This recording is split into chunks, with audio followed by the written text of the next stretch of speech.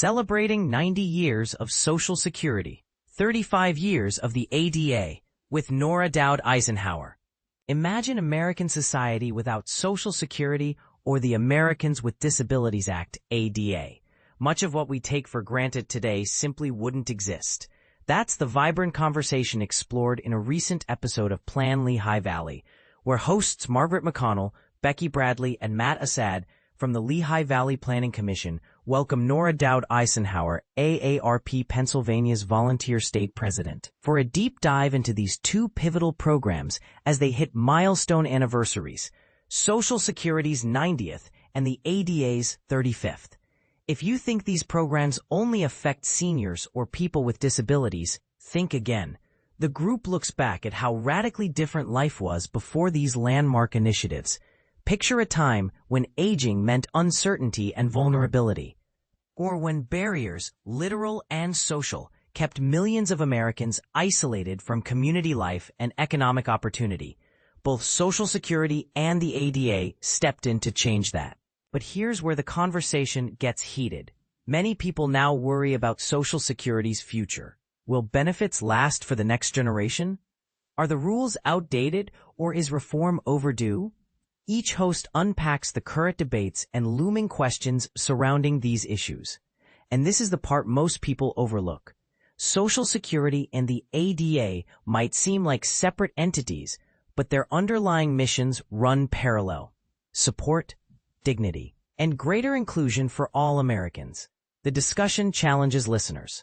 Should we reimagine these programs for a changing society, or are the original frameworks still best suited for today's world? Want a closer look at their arguments? Plan Lehigh Valley airs fresh episodes on the first Monday of every month from 6:30 to 7 p.m. right after the Inside Dish. But before you go, where do you stand on these controversies? Do you trust the future of Social Security? Does the ADA go far enough? Sound off with your opinions or stories. Let's get the debate rolling. AARP celebrates Social Security's 90th anniversary in Corona, New York. Social Security turns 90. But is its future secure? That's the question on many minds as AARP New York hosted a vibrant celebration in Corona to mark the milestone. On August 1st, seniors gathered at Corona Pizza for a free slice of pie and a chance to reflect on the program's legacy.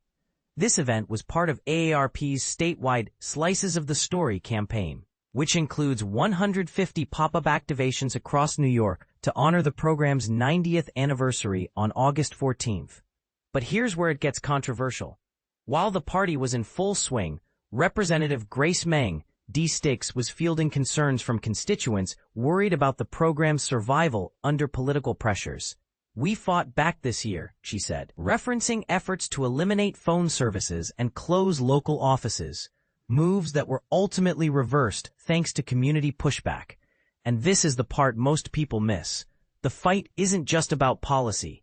It's about people. Take Kitty Ruderman, a 79-year-old Forest Hills resident who relies on Social Security to cover her rent and daily needs. "I don't know what I'd do without it," she admitted, her voice tinged with both gratitude and anxiety. "I've worked my whole life, and now my arthritis makes it hard to work part-time. I just hope it's there for our kids." But the stakes are even higher for younger generations.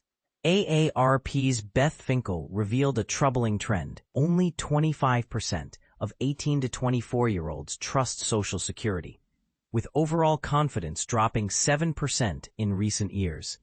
When politicians talk about fixing the system, it scares people, Finkel explained. They hear promises of change, but no guarantees. In New York, nearly 1 in 5 retirees depend solely on Social Security, often living on less than $20,000 a year. That's not just a statistic, it's a lifeline. Yet, as Meng emphasized, the program's defenders are far from defeated. "We've had wins this year, and we'll keep fighting," she said, pointing to the restored phone services and saved offices as proof of what's possible. But the bigger question lingers. Can Social Security remain a public promise in a world increasingly tempted by privatization? Do you think the program can be preserved for future generations? Or is it doomed to be reshaped by political agendas? Share your thoughts below, because the conversation is just as important as the celebration.